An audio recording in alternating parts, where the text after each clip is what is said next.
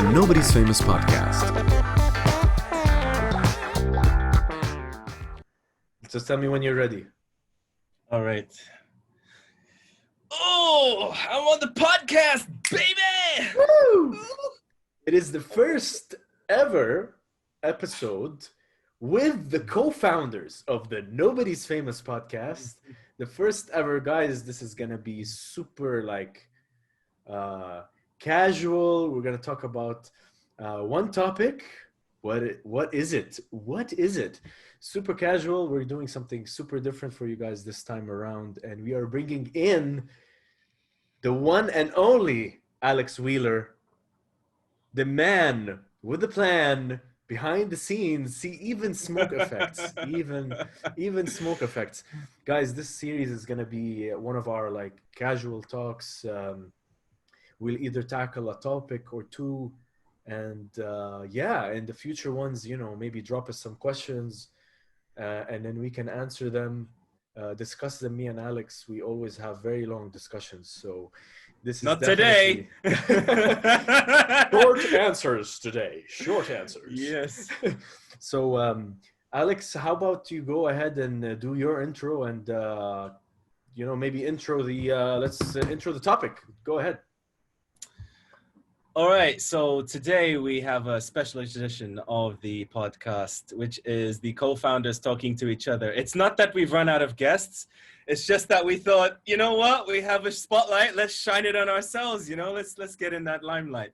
And actually, I wanted to talk to Ali about a topic that's, I think, close to both of our hearts, but maybe in different ways. That's what I wanted to find out. And it's actually gaming. And it's not actually gaming now. It's not your Call of Duty, modern, whatever. I'm talking about the origins of how we started getting into video games. All right, so I'm going to hit you with some questions. I mean, I fired off some questions before. And he's going to fire back the same questions at me. And let's do this thing. Let's do it. Streets of Rage, baby. Let's do it. Let's go. All right. So I wanted to compare just how different our generations are. Now, I'm a little bit older than you, but I think in terms of video game development, that's much, much more than our actual, the years between us in actual age are much different than the years between game development, because we both kind of grew up in an era where technology was advancing extremely rapidly. So I'd like to start with my first question to you, which is, what is the first game you ever remember seeing, ever? This question, I tell you, Alex, it's actually difficult to answer. I'm trying to remember what that game was. And it's just so difficult because when I was growing up in Abu Dhabi, I was the house that I live in now is different than the house that we used to live in. The house that I grew up in when I was young.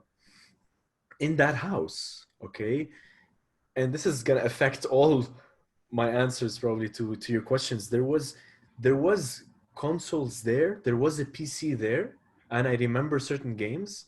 And because it was so long ago, I can't remember what were the games. I don't know if you remember those CDs where you put into the PC and it's like a plug and play, or sometimes there was a educational. You're talking CD-ROM?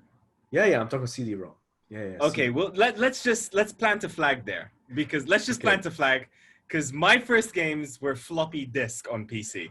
Hey, I had floppy disks too. I had floppy disks too. I tell you, that's for sure. It was floppy disk, but I remember that there was at some point there was CD-ROM. There was a game, because I'm trying to remember that specific game. But I'll tell you, I did kind of find a few that I tried to remember. I can't find the ones that I used to play, but I do remember one of them being putt-putt golf.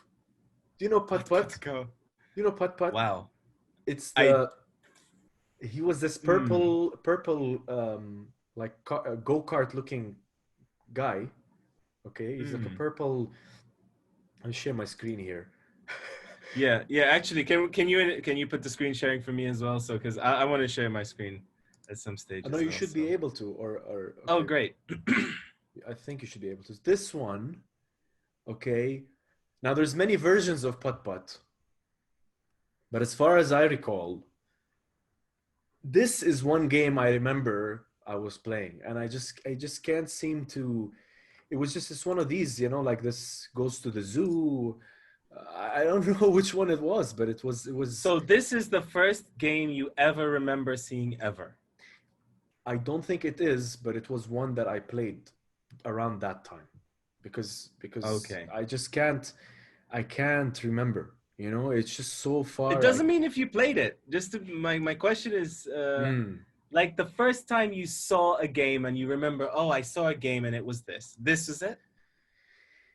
I, I I can't say for sure. I can't say for sure. Okay, so My what we memory learned is. from your answer is that your memory is terrible. Okay. All right. Great. This is going to be a great episode. It's great. It's Okay, great. It's amazing. awesome.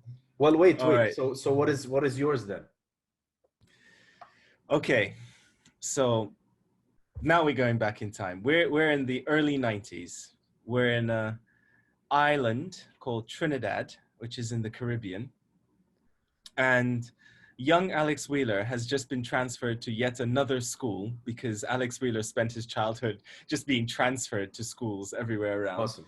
Awesome. And he's walking down the hill in a place called St. Joseph. And there's a shop at the bottom, like a bacala, these kind of little sell sweets and stuff like that. And inside the shop, there's what looks to be something with a TV and a bowl in front of the TV.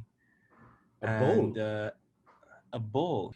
And I am going to fire up the first video game I ever saw. This is the first time I ever saw a game.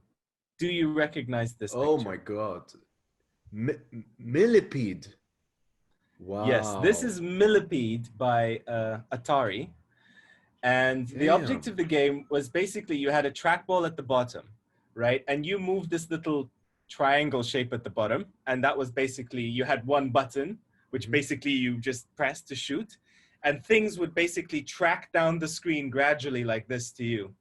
And if they tracked down to the way right at the bottom and they hit you, the game was over. So you had to keep destroying things, moving from the left to the right as things basically scrolled down left and right. So what's the difference between this and Space Invaders? Was it just the theme? It's just the theme, right? I guess so, yeah. I guess so. This is definitely in that spirit. But this is literally the first time I remember seeing a video game. And I was probably, I want to say, maybe 7 years old or something like that. Something like that. So have you ever seen anything like this? Is this brand crazy new? No. Of course, I'm super aware of these because for me, not only did I study the video game industry, I studied it from the 1950s era where it was that circular thing in university in MIT, I think. It was that circular black screen, and then there was a spaceship in the middle, and then these two guys went, and then they figured out that this could be a game because they started shooting asteroids. Are you talking about Pong?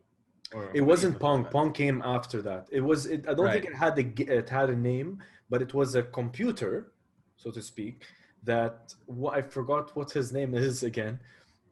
But he was a guy, he was a friend of Nolan Bushnell, who later ended up founding Atari. Because I just watched this recently on High Score, and I didn't realize that Nolan Bushnell was shown to him, which then he was intrigued by it. So it was basically a circular screen, black, and there was like a white spaceship in the middle, and then asteroids would fly across, and then you would try to shoot them. So that's where There were a lot of games along those. Yeah, Exactly. there were. I mean, at the time there was a lot of space-themed things and aliens attacking, and it was all space. Exactly. It was huge. Space was a thing, man. It's awesome. And it's awesome. There you go. Okay, all right. I wanna take it to the next question, which again I think will illustrate some of the gap between us in gaming years. Mm-hmm. Can you tell me the first console you ever played on? And it doesn't have to be a console you owned. It could be a console that your friend or your cousin or somebody in your family. But the first time you held the joystick or controller of a console, what was that console called? Okay. See, this one I do vaguely remember, and it was one that we owned, and it was again, if I remember correctly, and it was the Sega Mega Drive. It was a Sega Mega Drive, and not the Genesis. I think Genesis is what it was called in the States. In America, it was called Mega Drive. Everywhere else, you're correct. Exactly. Yeah. So Japan, it was Mega Drive. In the States, it was Genesis.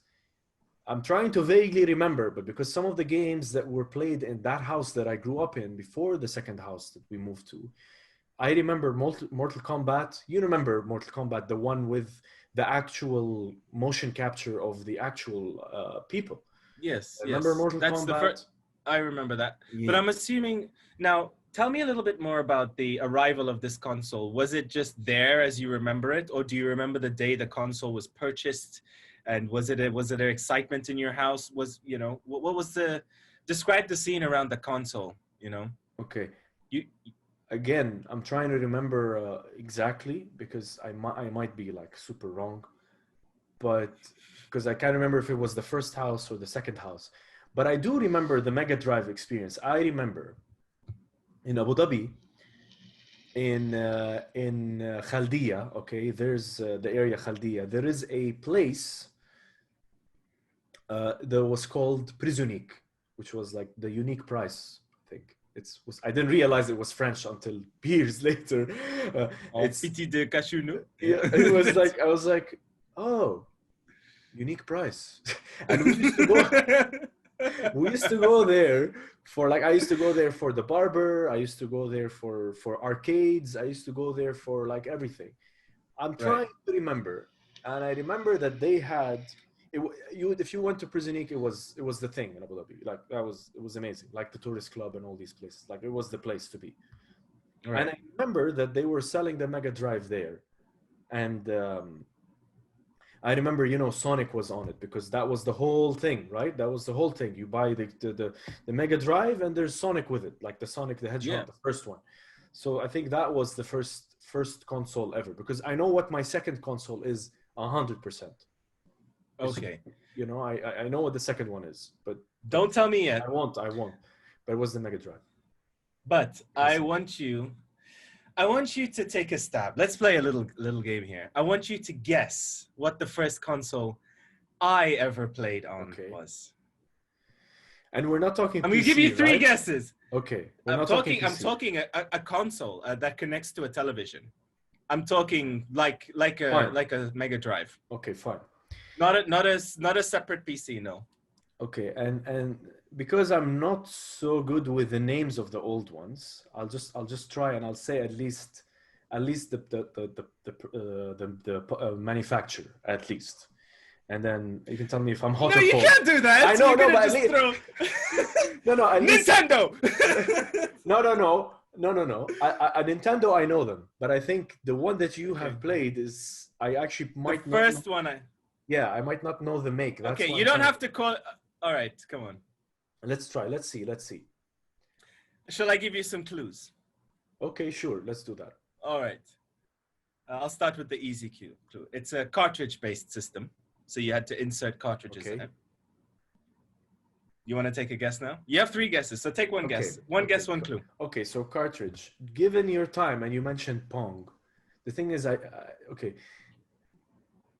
know that the first console was the Famicom, which was Nintendo, but I don't think where you were, that was the console that you got introduced to, because its initial success was only in Japan, and then they had to they changed it. Yeah, they called it the Nintendo Entertainment System. I love the deductive logic that's going on here. Yeah. I have to. I'm gonna have to. So it was the NES, but I don't think maybe you were exposed to that yet, because there must have been something before that. And you played with the one joystick. Is it the one joystick? Well, I don't know.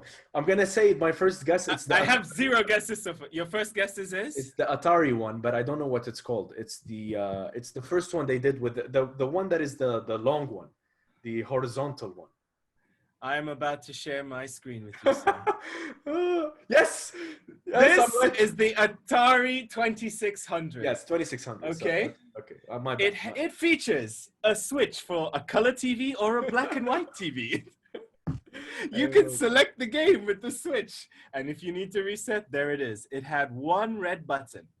And for bonus points, can you guess the name of the game that was the most popular game on this console? That's easy. That's Pong. Eh. It's not Pong? Okay, wait. How is it not Pong? Sorry, wait. So there was a very bad game that was on it. Sorry. No. Okay. What I'm talking, let me. Trick question. It was a trick question, okay? Like if we talk about the Game Boy, you'd probably tell me Tetris because the Game Boy came with Tetris. It's not one of those things. It's like Tetris didn't make you buy the Game Boy. It just popularized the Game Boy. What was the game that made people want to get one of these? Okay. I know, now I understand the question. I will take a stab because it wasn't Pong.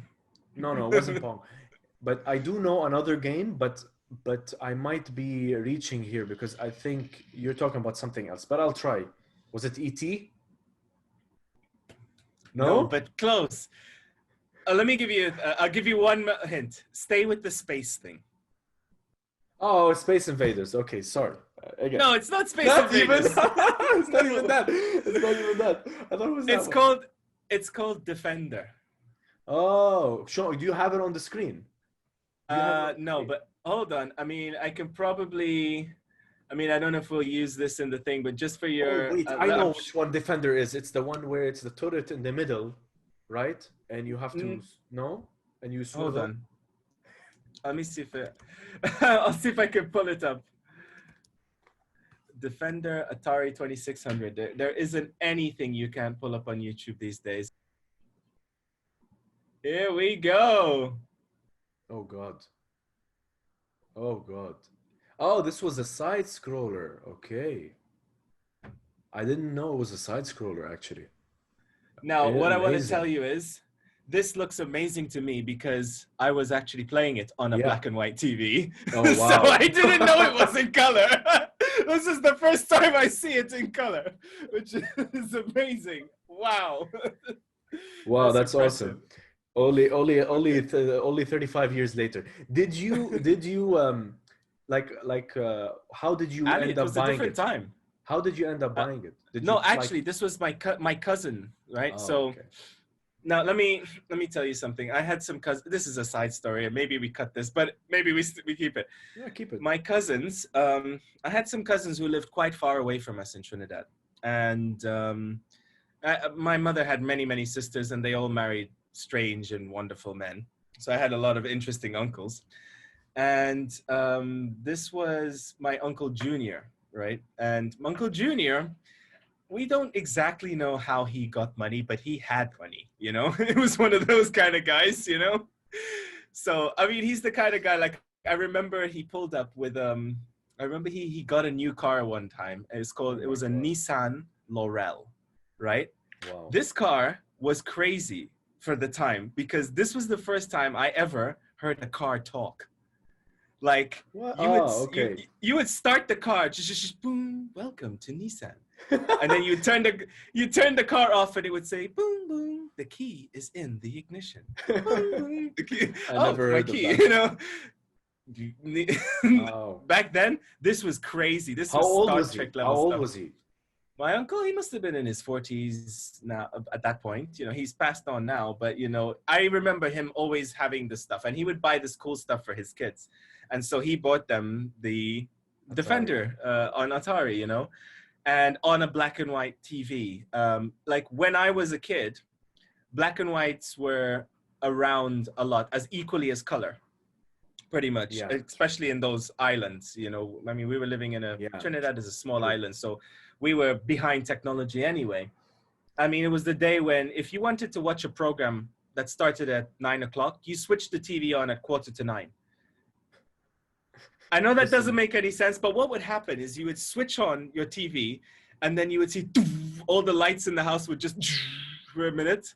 and then a white dot would gradually appear in the center of the screen, and then it would eventually expand into an entire picture over the course of about 10 minutes. Oh, wow. I actually didn't know that. I didn't know that. It was not just on, you know. The color TVs were amazing because you turn them on and it would, like, after about 10 seconds, you get a small kind of fuzzy picture, and then it would, once it warmed up, it stabilized and there was your picture. But the black and white TVs were, like you had to warm them up, you know. So interesting side fact for you. Insane. All right, let's smash this on then. My next question for you: what's the first handheld game you saw any of your friends with? The game or the something actual... you hold in your hand and it's a video game. Okay, whatever it is. So the handheld, the actual device, not the game that was in the device, or both. I'll take that. Okay. I'll take because for me, and like probably like everybody else, just to kind of lay it out there, I was a Sega guy when I was a Sega kid when I was young, and it was just because of that first experience to buy the Sega, I was like super into Sonic, and I really resonated with that character, and you know, it was like, you know, Sega. I loved Sonic. I used to draw Sonic at school, and I was not listening to the teacher at school. I was drawing Sonic.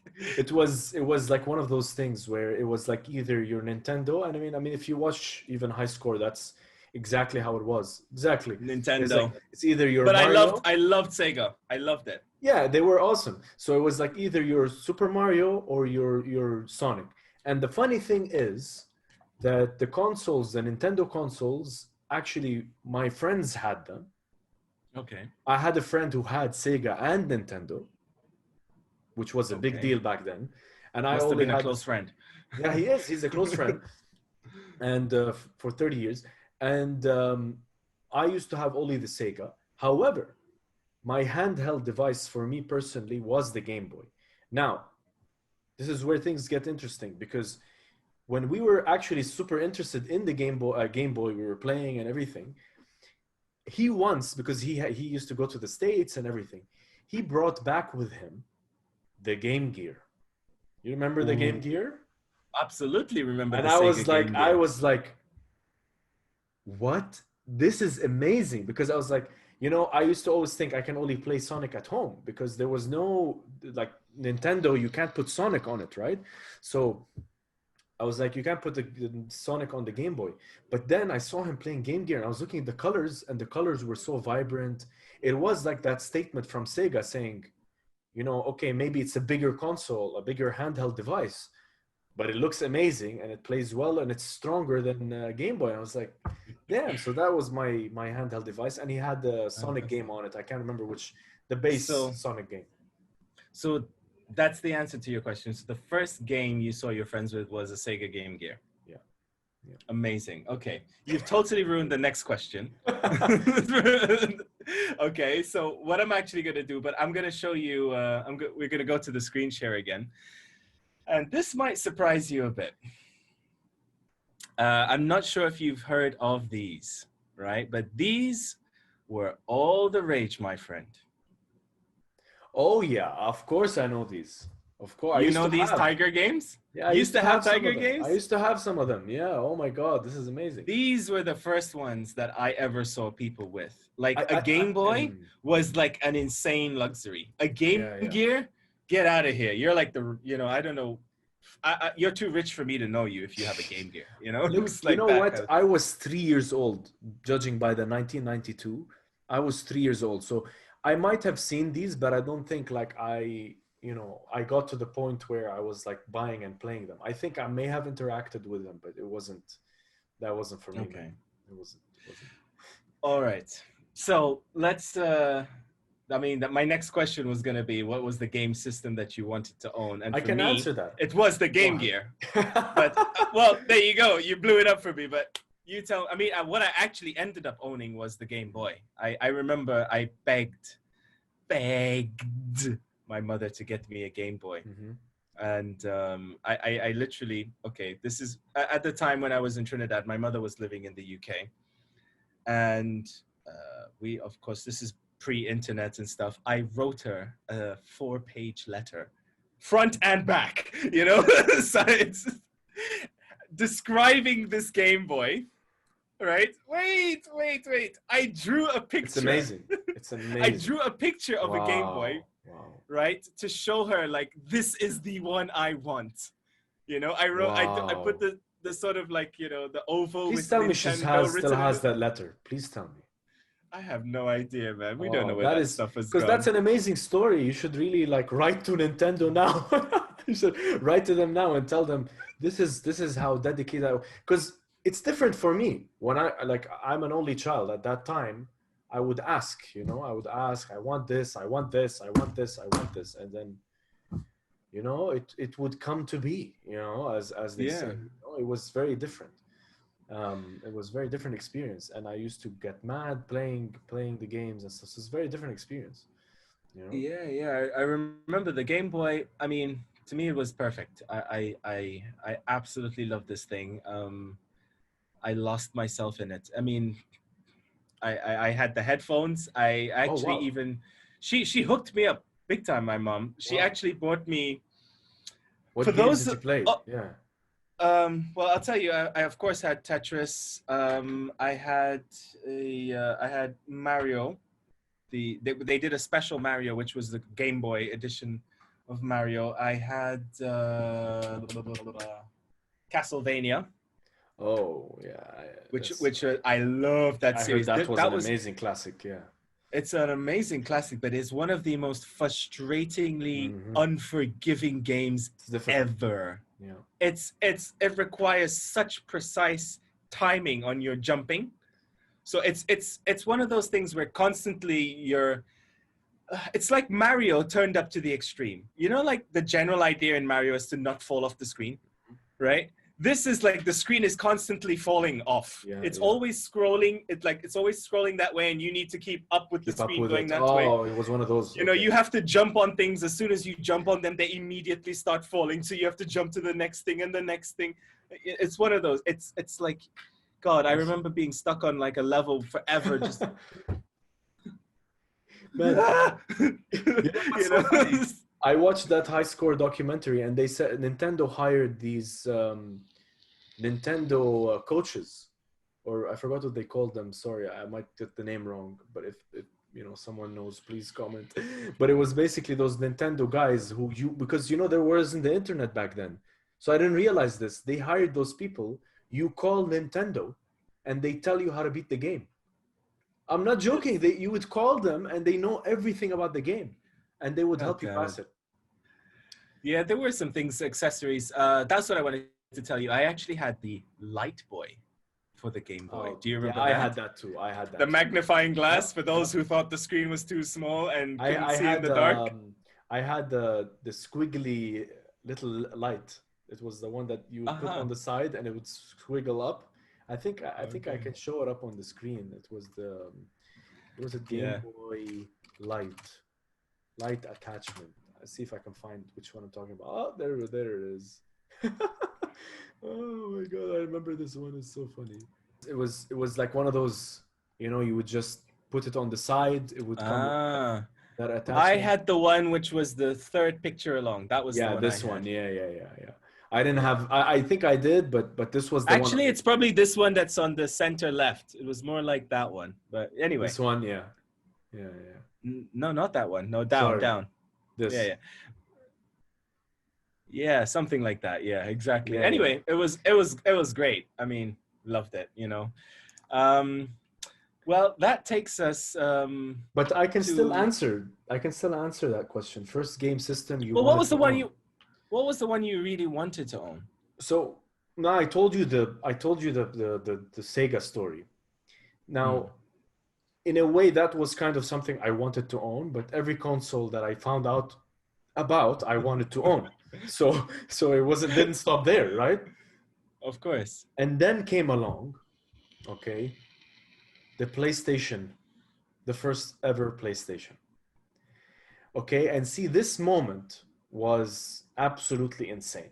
And I tell you, in the second house that we were in, okay, because I had the Sega, right?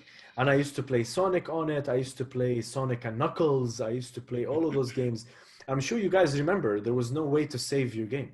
You couldn't save No. it. You have to start from beginning. You have to start, and Yeah. this is it's No memory. There's No memory in those things. No memory at all. Yeah. So I remember when we moved to the second house, I got the PlayStation. My dad bought me the PlayStation, the gray one, the first one, and the one where you flip the CD, and it was like CD. You're like, what CD? And you're like, it was one of those things. And we went to Toys R Us, man. Okay, Toys R Us in Abu Dhabi, in the Mina. Okay, and the game that I had at that time, I want to share my screen here because I have it ready. The game that I had at that time. Oop, made a mistake there. Can't really share my screen. Just a second. This was the game. It was Crash Bandicoot, but the second one. Not the first one, the second one. And I had the jewel case CD. I had the jewel case, and it was in when you go to Toys R Us, it's an empty jewel case. So you need to go and just carry it. You go to the cashier and they give you the actual game. It was insane. And the problem with this was I didn't have a memory card because my parents didn't buy me one. Yes, they had separate memory cards that you had to insert. Yeah, just above where you plugged in the. Yes, I remember that. Yeah, where you plugged in the controller. Above that, you plugged in the memory. Exactly. And what was so funny was I can't imagine that I used to do that. But Crash Bandicoot wasn't a short game. And if people who know the game, Crash Bandicoot 2, it was one of those amazing games where they finally did levels where you can see the previous levels and the new ones that were coming. You would never see this before, right? So what would happen was you would enter a room in Crash Bandicoot, and then in that room you have different levels. So that's like a level within, and that level has levels. What I used to do was every single time I would load up the PlayStation, I would start from zero and just play this game until the end. And I tried to reach the end. And you can't obviously when you're a kid, you can't always play. You get stopped by your parents. You physically can't because they tell you have to stop playing. So I would always reach a point, next day, start again, or I die, or I lose. And it was just one of those experiences. So that was a vivid memory. And you know what? It was in the entrance of our house. There was a TV in the entrance of our house. You open the door, there's like a small reception area. Then you go into the saloon. That's where I had my PlayStation. That's where I used to sit and play. And it was insane. It was absolutely an insane time, man. Before I ever moved crazy room. stuff, man. Yeah. Well, let me take it to the final and hopefully bombshell question. But I actually realized I got to set this question up a bit more than these few lines that I sent you. So I said, the most amazing handheld device, that I ever saw. But I got to put this in the context of technological innovation. And, there are things that we see now that are kind of expected. For example, recently, for my birthday, last year when I was in the UK, my sister got me this thing. Oh, I know this one. I know this now, one. Now, this is a Chinese adaptation of a Game Boy, and on there, here we go. There's Super Mario Brothers. There we go. I can play a one-player game here. There we go. Hold on. Awesome. It's amazing. Now, amazing. I am literally, my reaction to this gift was, my God, how old do you think I am now? Come on, this is a bit aged. But it was great because now I have a young kid and he can play with it. And strangely enough, it's one of those gifts which I was like, man, this gift is this kind of sucks. Doesn't she know me anymore? But then I showed my kid this and I showed him Mario Brothers and Dr. Mario, and there's Tetris on here, and he was hooked. He's thrilled. And it was amazing because this is the era of gaming that I kind of grew up on, and it was still relevant to him. And my kid you didn't know anything before that. if he didn't Right. have if he didn't see those, like, you know, the iPads No, and everything, he it would be sees the a same. whole different world of gaming, which is almost on a different philosophy. But we can dive into that later. But the point I wanted to make was, I have this copy of a Game Boy. It's in full color. This has 400 games in it, and I'm literally unimpressed with it. Why? Because we're in 2020, right? Now, had you shown me this Oh my God, yeah. back in the 90s, oh my Oh God, I yeah. would have gone insane for this Yeah. thing, Oh right? yeah. Oh yeah. Now, Would kill for that. so the question is, when I ask you the question, the most amazing handheld you ever saw, I'm actually asking you to go back in time to the moment and consider the technology that's around then. Like, consider like it was like a quantum leap of like, whoa, they can do this? This is for real? This really exists? I have What to. is that console for you? I have Because to. I mean, I have some moments. I remember first seeing the Super Nintendo and being like, "Whoa, look how great the graphics Yeah, are! yeah, yeah, Oh, yeah. this is crazy!" They You were. know, They because were. from Nintendo to Super Nintendo, suddenly you stopped seeing pixels. Suddenly, it looked like a coherent image, like a cartoon almost. You know, but you know, still, I'm not. I'm talking about a level that's above that. Like, this is like ahead of its time. Like, I it tell you. struck you as ahead of its time. So go for the question, the most amazing handheld that you ever saw, right? That Handheld. was, I can give you oh, console. I can give you console because I'll the let you hand have console. because the handhelds didn't blow me away as much. I tell you that because you can say Game Boy Color. It was amazing, but I can't remember the story where I was like, I was going crazy for. Everybody was going crazy for the Game Boy Color, and then Pokemon came at the right time, so it was just perfect. You would buy the yellow one, and then you'd buy the yellow Game Boy, or the red one, or the blue one, and then you'd buy the matching Pokemon game with it. But then if you have the yellow one, oh, did you realize there was a yellow Pikachu cartridge? I didn't know that because I didn't know that. It was insane. But I'm going to have to answer with consoles, and I have two stories to tell you. The first story, okay, was with the PS1. So we're sticking with the PS1, the first PlayStation. But the technological advancement came from a game. So I tell you, there's one of my So you're favorite saying they took the PS1 platform and did something on a next level with the with the the game. hardware. With the Right. game. So there was a Okay, game let's that hear it. because so let me set this up also. Every console obviously pushes the limits of technology and everything. But it's not only the console. There are games that push the console to its limits, but ultimately are the games that define that generation and kind of push the limit and show you go like, wow, graphics, gameplay, story, everything, right? For the PlayStation 1, I mean, I have played different games and I'm sure people might disagree with me, but the one game that blew me away, I was in grade 6, okay? Grade 6, I still remember, I never forget. The Metal Gear Solid was the video game series that I fell in love with. I went to, so in Abu Dhabi, the games were like the PlayStation games, they had fake games, right? So you would buy, I would go to Hamid Center, okay? And I would have, my allowance would be like 10 dirhams, 10 dirhams, okay? My parents would give me 10 dirhams. The fake games were 15. Like the original games were way more than that.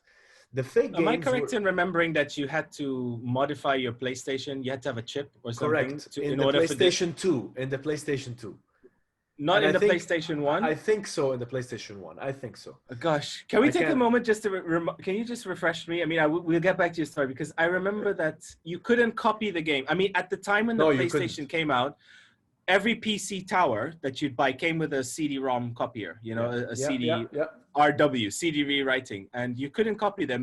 I remember, I don't know if it was the PlayStation or the PlayStation 2, but the underneath was black, It and was the PlayStation 2. PlayStation 2. So PlayStation 1, you couldn't copy for some reason. you You could couldn't. you You could could like copy, but the PlayStation wouldn't recognize it. Or what was the you deal could there? copy, you could do. I Barely never remember. tried it, but you could, and it didn't work. And I remember you had to buy like the modified PlayStation, all that kind of stuff. So it was, or you could buy it and then you would go to Hamid Center, he would modify it for you. So it was like all one of those things. It was a world that All nobody right. knows right now. It's insane. um so So please continue. Sorry. yeah, Yeah. so I went to Hamid Center, as I always do, and as far as I can remember, I would buy I would have like a relation, like I had a good business relationship with the Hamid Center guy, so he would give me the games for 10 dirhams and not 15. So I was like, oh my god, it was such a discount. I used to make such a big deal out of it. Meanwhile, So- he's copying them for nothing. Exactly, So, yeah. exactly. So He's I just making advantage that he can copy CDs. It's just You like, know? "Ooh, So I was printing like- money. But this game, okay, Metal Gear Solid, I think I bought the original version. And when he told me, it was a thing, you would go to these places and they'll tell you, he was like, this one, boss, 2 CD. So I was like, what? 2 CDs? And they're like, yeah, it's 2 CDs. So I remember getting this game, putting it in the a PlayStation 2, okay? You'd play it, and then while the first opening scene is like this amazing long cutscene with amazing graphics of this guy in the person who's going on this mission, this agent who's like underwater from a submarine, and he's coming into this base, and you can see the polygons on his face, and you go like, are we still in the same generation? So that was one. And then the other amazing moment was when the game would prompt you to put the second CD, and you would be like, wow, like I have to, like, this game is so long that there's a second CD for it. So that was the first time. The second time was with the PlayStation 2. And I tell you what, it was quite an interesting moment. In grade 7, grade 6 was like almost at the end of the PlayStation 1. Grade 7 was when I finally got the PlayStation 2. But what happened to me in 2000 was I became super sick. I was so sick the first time like I ever went to the hospital for that long. God forbid. It was like a very strong like sickness. I don't know what it was, like a very strong flu. And when I came out of it, I came back home to a PlayStation 2. My dad had got me the PlayStation 2 as a surprise. The first game that I played on that PlayStation 2 was a game called Time Splitters. It was a game where you would play a different array of characters, all of them at different points in history. So somebody in the 70s, somebody in the future, somebody in the past, and they would jump through time. But this game had an innovation because it was the PlayStation 2 after all. Apart from the amazing graphics, it was the first time you play with analog. And I was like, Yes, I remember that they had yeah. these analog sticks, but no one used them. You were Yeah, always exactly. on the bus mat. And the Time Splitters was a first-person shooter game. So I held it for the first time. I never forget this. I held the controller for the first time, and I would try to go left, the character would just move this way. I try to go right, just move this way. I didn't have the nuance of the moving the character the way that I wanted. I was like, I'm sure there must be like some way to learn how to do this. And that was my first experience with analog. And then, it just became natural, like how it is now. Guys, it's been a special episode of the Nobody's Famous podcast. The beginning of a series with the co-founder, Alex Wheeler. It's been an absolute pleasure talking about video games with you, buddy. I can't wait for the next one. And we'll see you on the flip side.